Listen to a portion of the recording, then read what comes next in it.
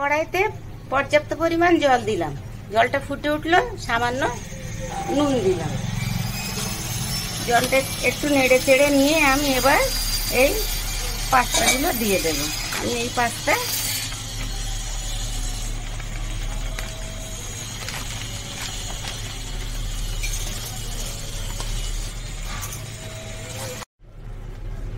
এইভাবে একটু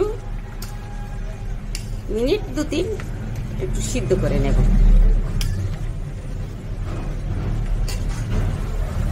এইভাবে একটু সিদ্ধ হয়ে গেছে, হালকা সিদ্ধ করে নিলাম। এবার একটা পাত্রে জল ঝরানোর জন্য ঢেলে দিলাম।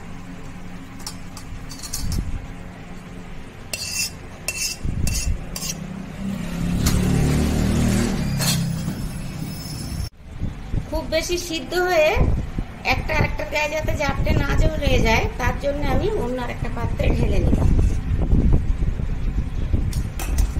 উপর থেকে সামান্য তেল ছড়িয়ে দিলাম।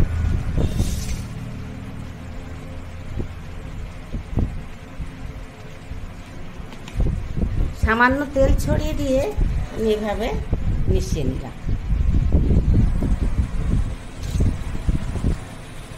এই স্প্যাগেটি পাস্তাটা বানানোর জন্য জল ঝরিয়ে রাখলাম। আমি এক বাটি পেঁয়াজ কুচি নিলাম, কিছুটা রসুন কুচি, আদা কুচি, কাঁচা লঙ্কা কুচি, লাল ক্যাপসিকাম, হলুদ ক্যাপসিকাম, সবুজ ক্যাপসিকাম, টমেটোটা সিদ্ধ করে নিয়ে আমি পেস্ট করে দিয়েছি। এবার আমি রান্না চলে যাব। কড়াই গরম হয়ে গেল, এবার আমি তেল দিলাম, সামান্য তেল দিলাম।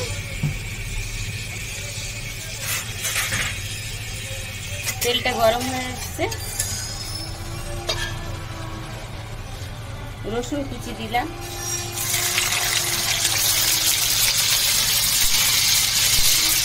একটু নেড়ে ছেড়ে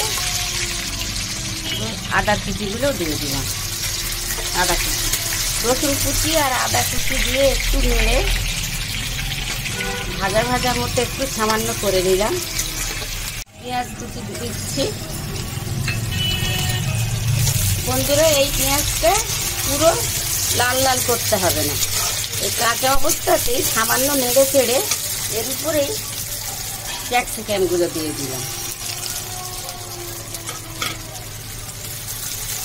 সামান্য ভাজা ভাজা করে নেব। লঙ্কা কুচিগুলো দিয়ে দিলাম, টমেটোর পেস্ট পুরোটাই দিলাম।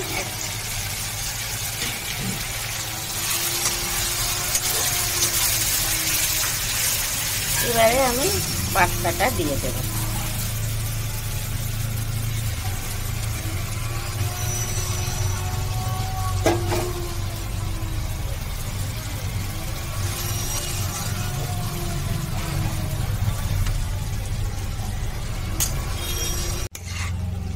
এভাবে আমি নেড়ে চেড়ে এই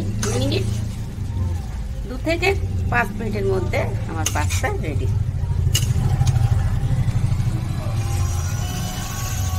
বন্ধুরা, এবার আমি উপর থেকে সামান্য লবণ দিলাম, অল্প করে একটু চিনি দিলাম।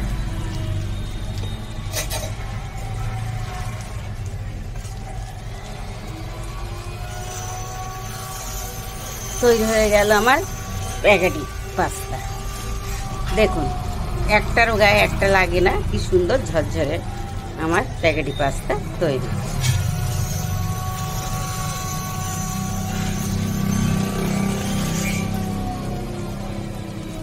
বন্ধুরা, আমার তৈরি হয়ে গেল স্প্যাগেটি পাস্তা। এবার আমি একটা পাত্রে ঢেলে নেব।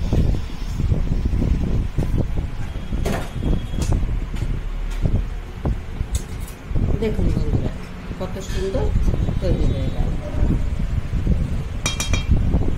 বন্ধুরা, তৈরি হয়ে গেল আমার পাস্তা।